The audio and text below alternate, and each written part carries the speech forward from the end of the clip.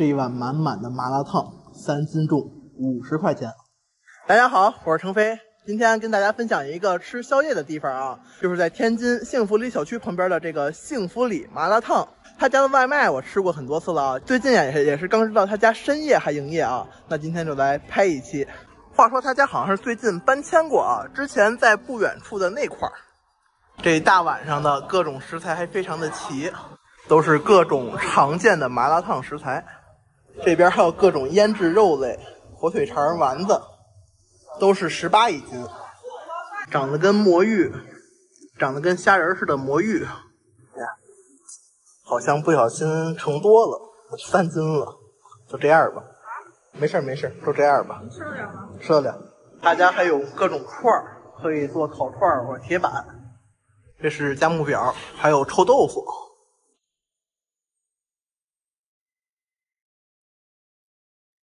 加上这满满厚厚的芝麻酱，深夜来这么一口啊，太满足了。整块的奥尔良腌料的鸡排，都不好夹了。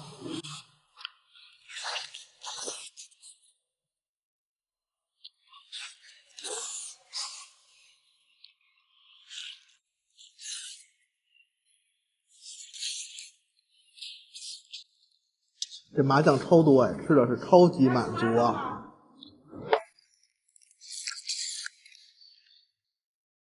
再简单介绍点评几句啊，有一点让我特别的觉得值得称赞。当时在旧店的时候啊，它很多的东西都是没有泡水的啊，纯干重的去称重。那比如说像什么脆皮豆腐啊，然后像是什么这个面筋块儿。但是这个搬到新店之后，可能这个房租成本增加了，所以说有些食材它也说是迫不得已进行了一个泡水，但是价格没有涨，还是18。然后今天刚才看了一下，现在依然没有泡水的食材，也就是一个那个豆肠了。确实太过于良心的话，可能就生存不下去了。毕竟啊，这18一斤的麻辣烫，在现在这个年代也算是挺便宜的了。这种淀粉丸子随便尝2个得了，别吃太多，多吃点青菜。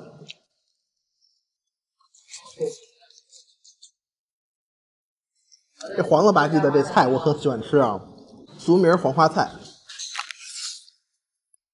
然后它有一个很文艺的名字，叫忘忧草。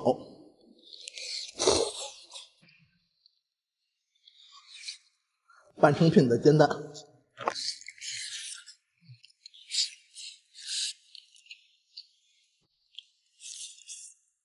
这面筋就吸汤能力特别强，拿它这吸满汤汁再吃，超级满足。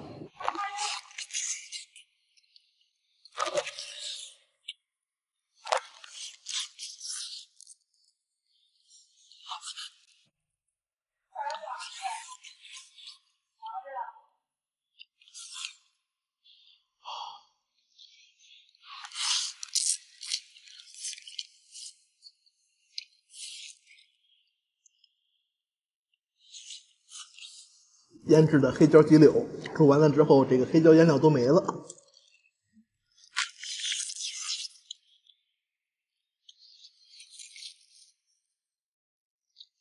哦，对了，想起个事儿，就是如果您有任何食材过敏的话，像这种麻辣烫，咱们就不推荐吃了，因为它所有食材都是在一个大锅里煮出来啊，难免可能会有一些可能食材的一些成分啊串过来。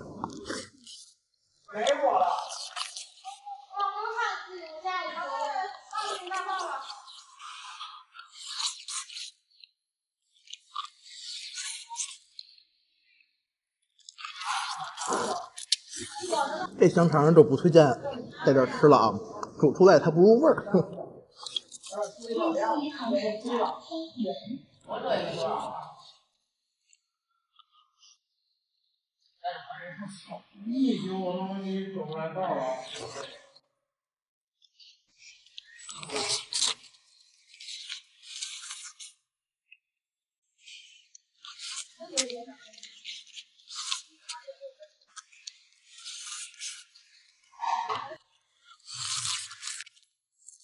这大热天吃完，满脑子汗，也是很爽啊。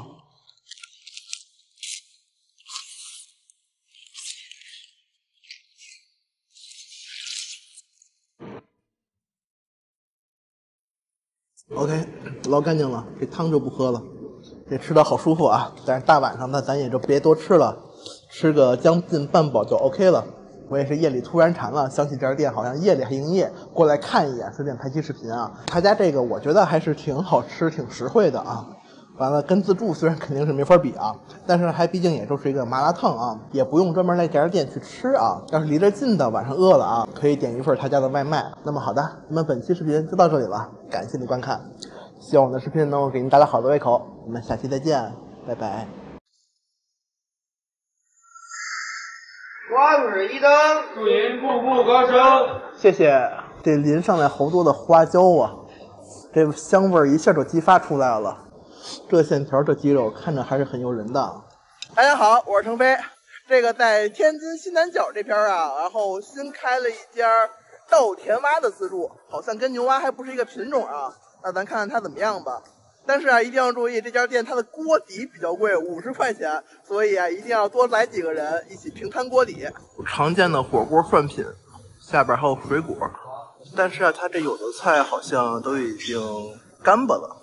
酸梅汤自己接，这边是小料，这边还有收费的饮料，有需要的可以单买。这鱼活力感觉差了点儿。这是它的锅底，青红椒红锅底，还有金汤藤椒锅底，也可以拼鸳鸯锅。它这个鸳鸯锅，这叫子母锅也不是，日月鸳鸯锅。这是什么鱼啊？鲢鱼。刺儿多吗？鲢鱼刺儿多一点啊。吃完这轮就别上鱼了，就多来点蛙吧。锅也差不多开了，但是他说还要淋个油，得再等一会儿。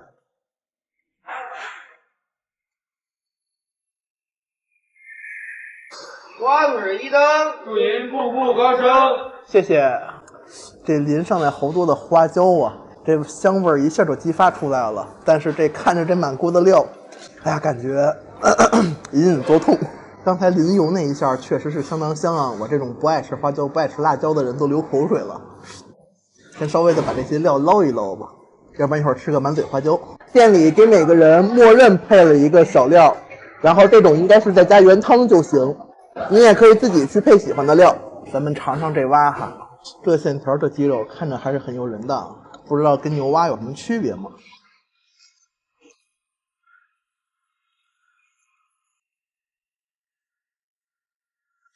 好滑嫩，好 Q 弹，感觉真吃不出明显差别啊。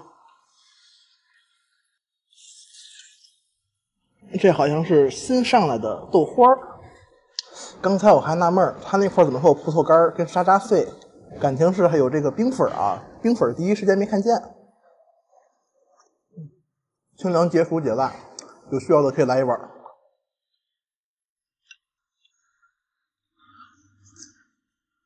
但是锅底这豆腐不错，很滑嫩，豆香味十足，没有豆腥味儿。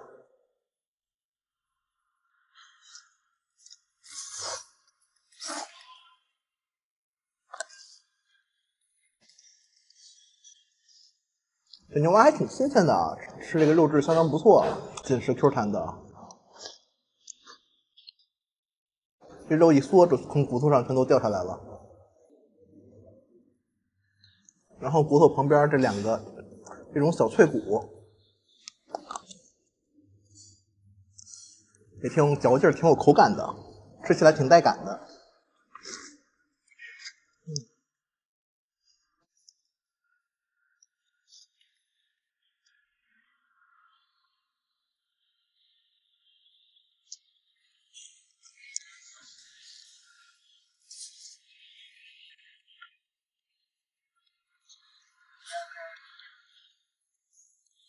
它这里啊，这个单人的价格56块8，不算特别贵，也就导致它这里除了一个蛙一个鱼，也就没有什么其他的招牌特色菜品。自取的火锅涮品啊，相对也不是特别的多。然后说这个价格是能接受的，但是啊，它这个锅底是49块一位，然后小料还要单独收钱，小料是5块还是6块？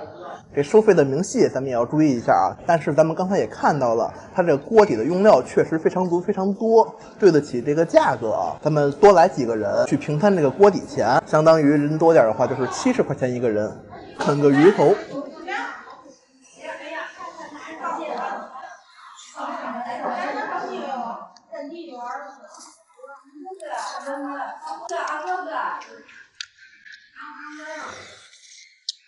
现在5点半了，也开始陆续的上人了。鱼头这壳还挺硬，吃起来挺扎嘴。不过好在这个鱼头的肉啊，也是一嗦就掉。你刚吃了2、3只蛙，嘴开始麻了。看看它这个豆花，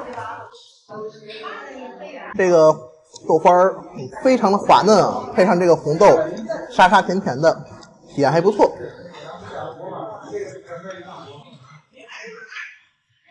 谢谢。咱这蛙是多久杀好多久的呀？当天杀的。当天的啊。对。现杀来不及是吧？对，现杀来不及。接着吃蛙，毕竟它这块除了蛙也没啥可吃的了。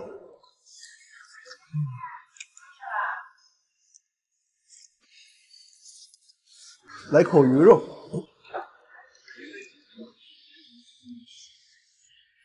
这鱼肉好肥啊，感觉含在嘴里像一块果冻似的。刚才吃的这叫鲢鱼，它这里限时100分钟啊，咱们要抓紧时间多吃点儿。所以说就是先把这一波都捞出来了，然后再要了新的。然后服务稍微再提一句啊，它这里我们这个都是吐了骨头的盘，吐了刺儿的盘，他们这边好像是没有说主动帮我们收，也是我们这块都堆的装不下了，找他们帮忙收才给收走啊。那基本上这剩下时间咱们就专心吃蛙了。这健硕的大腿。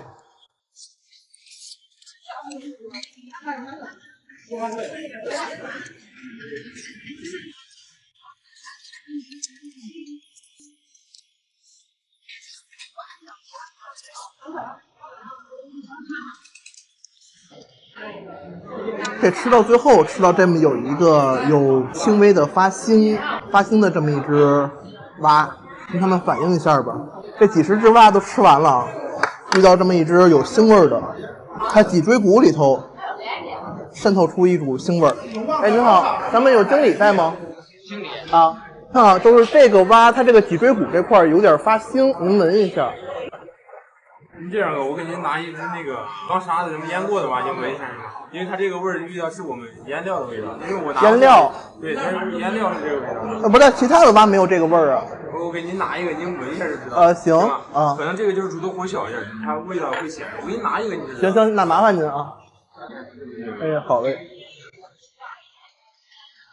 这个就是那种生蛙的腥味儿，但不是。对，它这个只是您，就是说咱们这个蛙吧，一般是在就是开锅以后，大概是2分钟，然后它这个才可以，就是说才能熟透。那会儿吃是最嫩的。但是如果说您煮的时间短的话，它这个蛙，它尤其是它里边这个位置吧，可能还会有存留一些腌料，因为我们这腌料需要腌一段时间，它腌料进去以后，它就会有这个味道。而且本身这个生蛙的话，本身它就是有这个腥味的。行，好的，谢谢你。咋说呢？就是说这只蛙确实跟别的蛙不太一样啊，是不是他们经理说的那种情况，我也不敢太确定，因为确实别的蛙身上没有闻到这股味儿。但是啊，至少他这个处理态度，起码是可以肯定、可以认可的哈。人家也是确认了一下是不是臭了，然后那个解释了一下原因。这辣的吃了好多，现在嘴都快麻了啊！最后咱们走之前再吃点菜。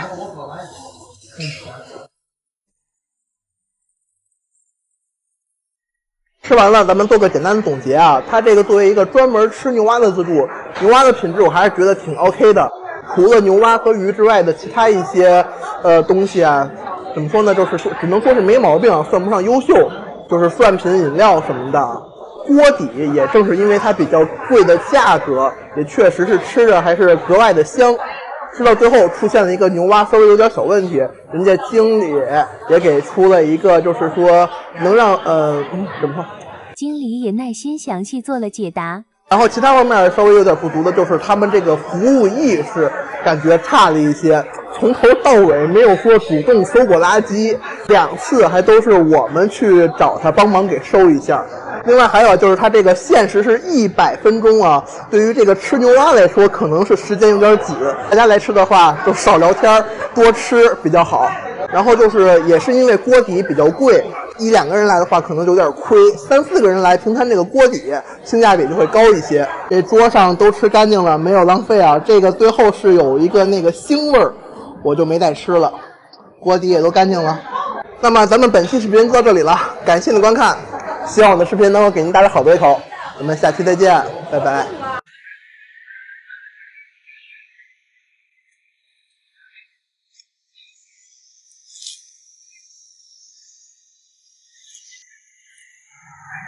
今天啊，跟哥们儿在北京聚会，然后在双井这边随便找了一家烤肉自助啊，99块钱一位，就是这个天妇牛烤肉，而且营业到24点。店里也不算太大，它这里是扫码简单，随便先点了点儿，先吃着，再点就摆不下了。简单看一下菜单，这边是酒水饮料。老规矩啊，冷面开局。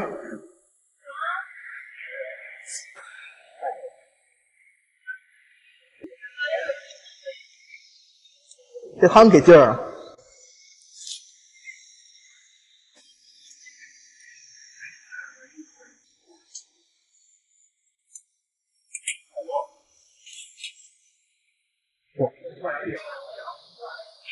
好过瘾。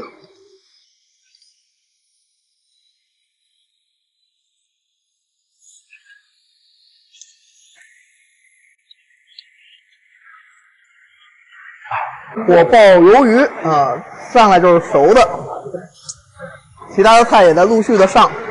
咱那个拍视频的少说那些和谐字眼啊。韩式的那种辣酱，有点辣味儿，但不是特别辣。然后鱿鱼还是挺紧实 Q 弹的。没了吗？没了，没了。再点一份吧。还没吃呢。那你先吃这个。不是你吃吧？不是，我是吃了3块了。你先吃。你什么时候吃3块了？总共一盘5片肉吧，大概。好家伙！我们4个人差点没吃上，但是这配菜太多了，有点喧宾夺主。洋葱、青椒。那咱们4个人还有3片。我也在想这问题。没事，一会儿再要。这火很足啊，没一会儿这肉就熟了。差不多了。肉质不错啊，本身它是经过一个腌制，有一个黑椒的底味儿，黑椒口的底味儿。它这个料是那种油醋汁的口味儿，黑椒口味的油醋汁。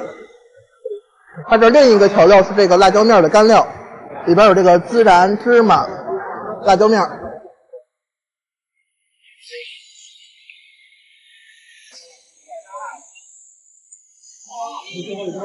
翻一下，这肉有点好熟。它这里还提供很多的熟食啊，直接熟的五花肉，辣炒五花肉。这个稍微肥点，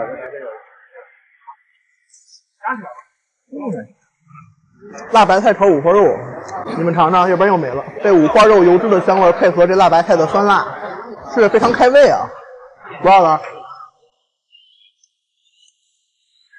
我从打小就喜欢这个。但是相应的也是这个辣白菜比例有点高，五花肉的比例有点低。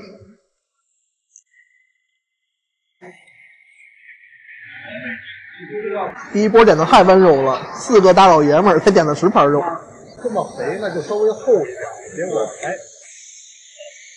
我不要吃吧，黑椒上脑，用跟您切多厚点，哪个？你问我哪个肉薄？腰子。说腰子是吧？腰子。我再抽根烟。洋葱也别浪费了，哥们儿下楼抽烟了，这烤了一盘归我自己了。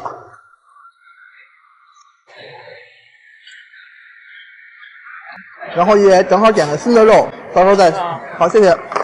到时候这新的肉再烤一下。哎，刚才这上了吗？没有啊，这是第一波应该就点了，谢谢。点，但第一波好像没上。这肥牛啊。对。我有印象，第一波放，第一波就。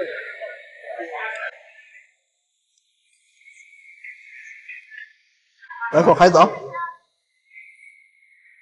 清凉解腻。我来这儿的时候，正好这波好了啊，正好这波肉好了。哦，应该是这有点白，这是蒜香肥牛，蒜蓉味很明显。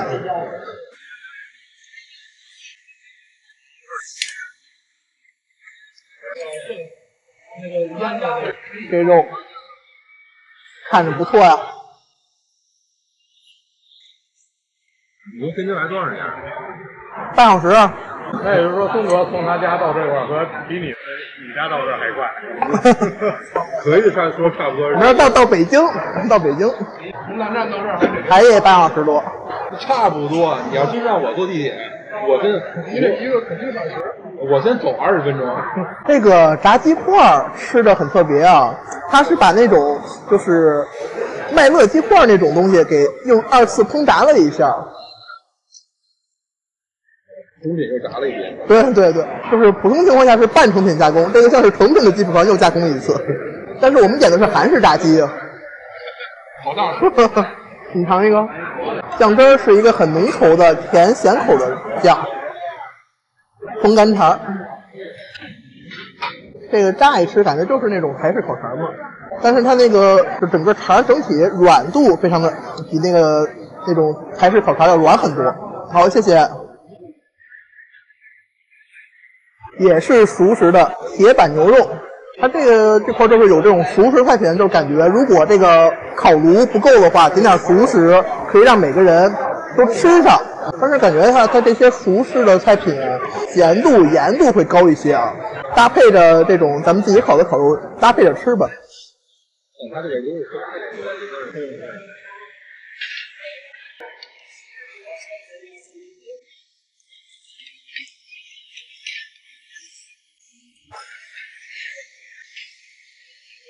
吃太晚了，没事，多少也得。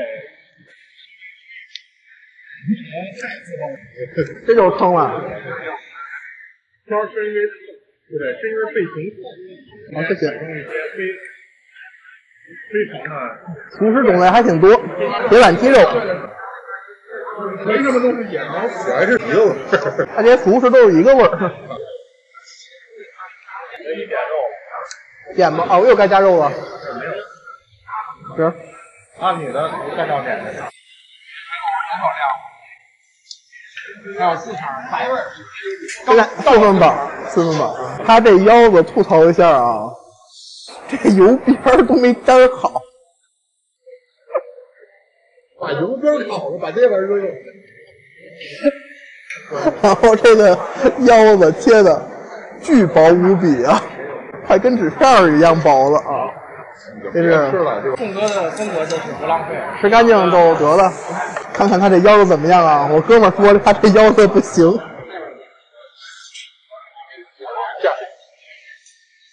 白口可以吃一个。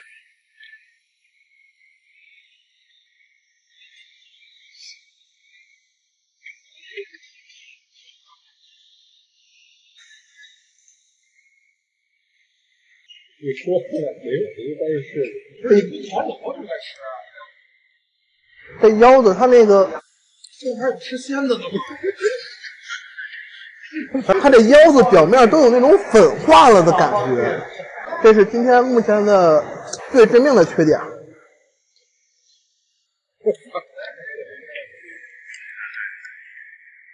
就跟那个海鲜不新鲜之后，它那个就是变得不寒，再不新鲜，它那个海鲜的肉就该变得面粉粉的了。它这个腰子也出现了那种感觉，直接倒上吧。他们几个吃的差不多了，进入5口阶段。有一点比较可惜啊，他家没有纯孜然，那咱就这块炒肉的过程中撒点混合干料凑合一下吧。就慢点，等会儿把这个捞走。刚刚烤的烤牛肉，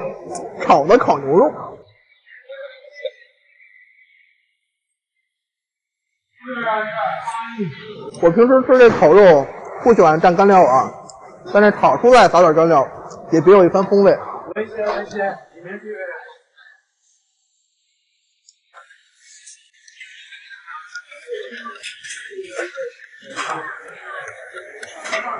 来口绿化带，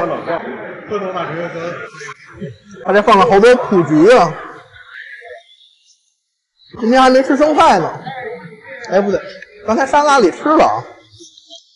没吃。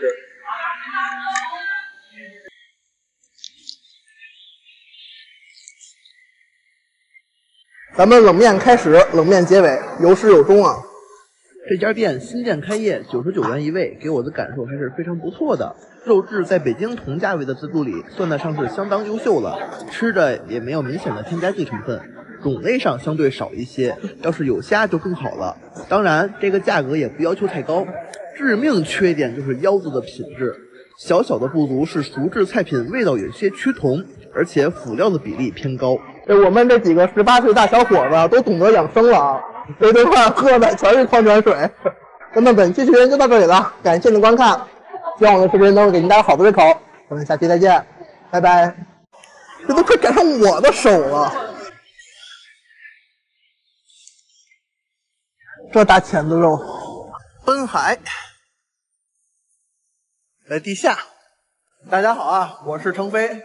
到了沈阳之后啊，有好多小伙伴让我来看看这个奔海。今天是咱们在沈阳的最后一天，就来看看吧。听说好像是现在是禁渔期，不知道它这个餐厅的品质会不会受到影响啊？我的车是5点的车，现在都1点了，还60多桌，不知道能不能排上。没有飞蟹，有波龙、雪蟹、基围虾、山竹、榴莲、小青龙，各种海鲜。这些是贝类。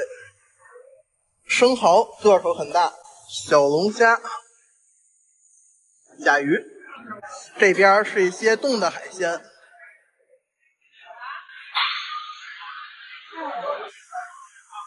这儿还有不一样的生蚝啊，这个叫精品生蚝，它这个标的是乳山生蚝，一些刺身、铁板青龙，您好，这还多久好啊？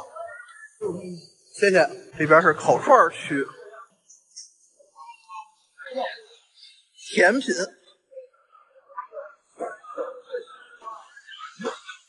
这边好像是在拍波龙，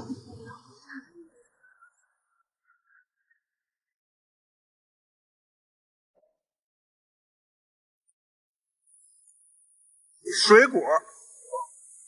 看着还是很高级的。我去取餐的功夫，这个服务员已经帮我把海鲜蒸上了。芝士烤榴莲、芝士焗蟹堡、芝士焗扇贝、芝士焗大虾，都是我喜欢的呀。这些熟的简单看一眼就好。取餐区最里边还有一些小龙虾、北京烤鸭、小肉台，这边还有一些蘑菇类、酒水饮料。非常多啊，好几柜子。再拿一轮回来，这就熟了。但是怎么就这么点呢？碗里装不下了，直接吃了一个。他这儿服务还挺好的啊，看我又去拿东西了，他直接帮我把第2锅蒸上了，还把第1锅的东西给拿出来了。这第1波取餐就花了20分钟，因为好多东西需要排队，主要就是一个波龙、榴莲。还有铁板小青龙，这先蒸着啊。咱额外说一句，刚进来就给我一个比较震撼的一点是什么呀？它这押金居然要300块钱。北京之前有一个人气很高的海鲜自助，押金好像是100还是200，记不清了啊。先吃点它这熟食，烤鸭。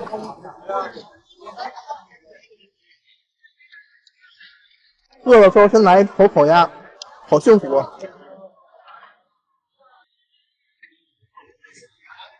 拿的有点着急，有点凉了。咸香麻辣这味儿没毛病，然后鱿鱼的品质也挺好的。腰子，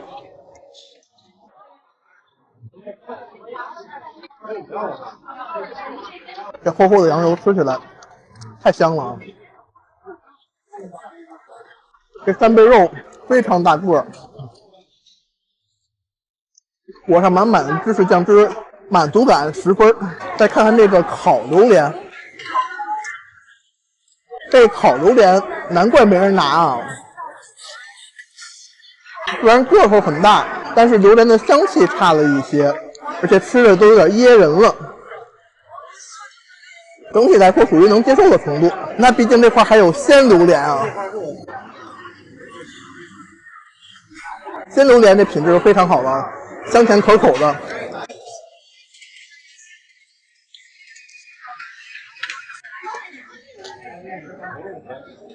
榴莲太甜了，好过瘾。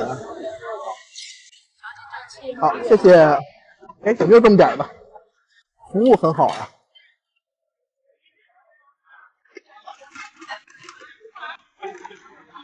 谢谢。啊，好，11分钟，熟食吃了几口啊，咱们该吃海鲜了。它现在是没有这个飞蟹，比较可惜啊。我看别人视频里头，它那飞蟹脸一样大，扇贝个头相当大。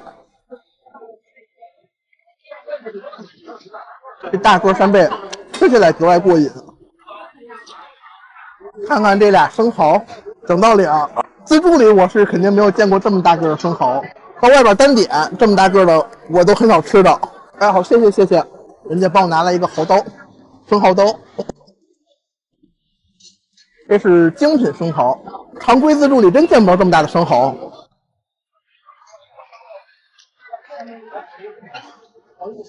精品生蚝，乳开生蚝，个头都相当大。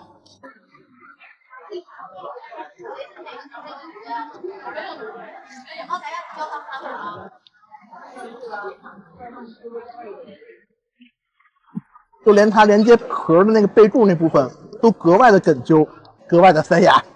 看看螃蟹，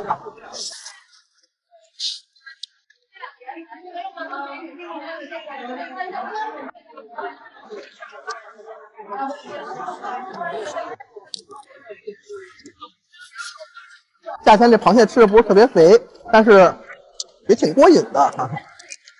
前子和腿也简单啃啃。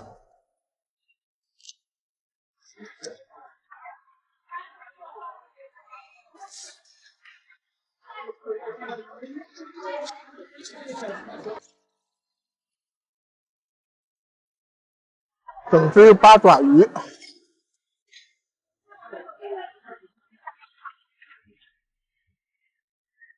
里边还带着新鲜的墨汁儿。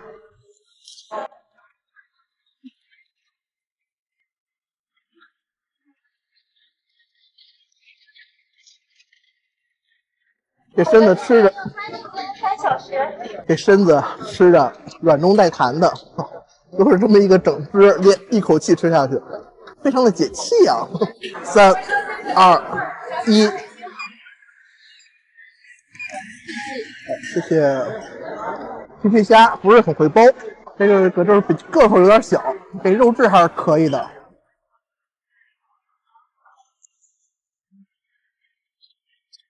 这别的海鲜能吃得过瘾，这皮皮虾是真的吃不过瘾。我真的是实在不会剥，感觉好多年没吃过这玩意儿了。这波龙这钳子，这是应该是正常大小，这都快赶上我的手了。但是啊，这波龙我必须得吐槽一句啊，这好好的整只波龙，非得给切成这种小块儿。那这一个就是顾客吃的时候不过瘾，一个就是啊，它这个本身一刀1分为2完事儿，然后结果又多咣切了3、4刀，这样就是时间成本上也会增加很多。我刚才跟他说不用给我剁碎，然后他说不行，必须得切，就是吃不过瘾吧。哇塞！哇，这大钳子肉，这钳子这么大个的钳子肉啊！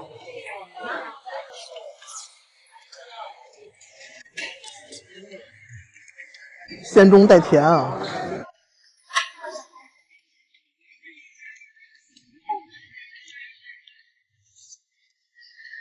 这身子就这么一小块，够谁吃的？好，谢谢。这钳子吃的比身子过瘾。这还有点漏网之鱼，给它吃干净。它这狮子好香啊，感觉不便宜。波龙的头，这是真虾头。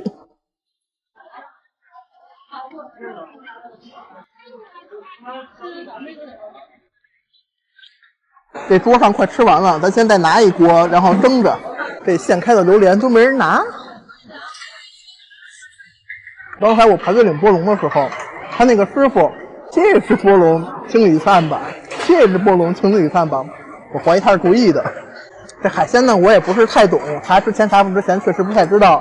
他这块又限时3个小时，剩下时间我就想自己专心的吃一会儿了啊！毕竟一会儿还要赶火车，400多块钱在沈阳这个物价低的地方确实算是很贵了啊。但是从用餐体验上来说，像是我这种不懂海鲜的内陆人啊，我完全能够让我吃着过瘾，然后想吃啥都能够吃到，基本上是该有的都有。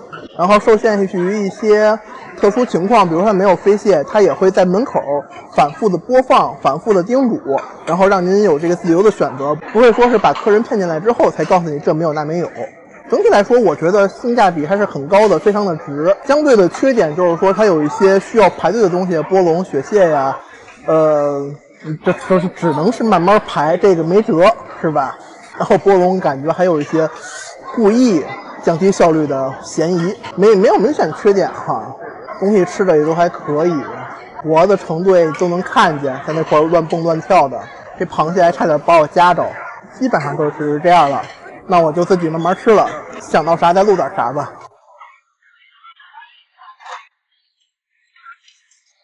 包了一盘虾。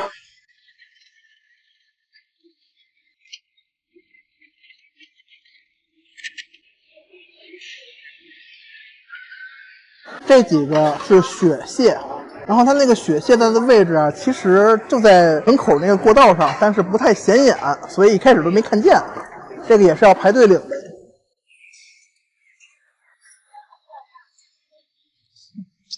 肉质很鲜嫩。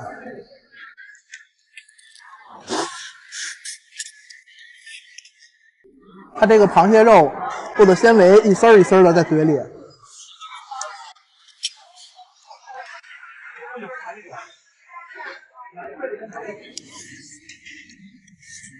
再补充几点想到的啊，他这块服务还是非常好的，然后你有任何需要帮忙的地方都可以找他们，并且就是这个连蒸海鲜都可以完全交给他们处理，也就不用担心自己不知道哪个熟哪个没熟。他这里限时3个小时，现在是北京时间马上4点，虽然咱时间还没到啊，但是我这块是有5点钟的火车，所以啊咱就不多吃了，赶紧收拾收拾准备撤了。咱们本期视频就到这里了，感谢您的观看，希望我的视频能够给您带来好的胃口，我们下期再见，拜拜。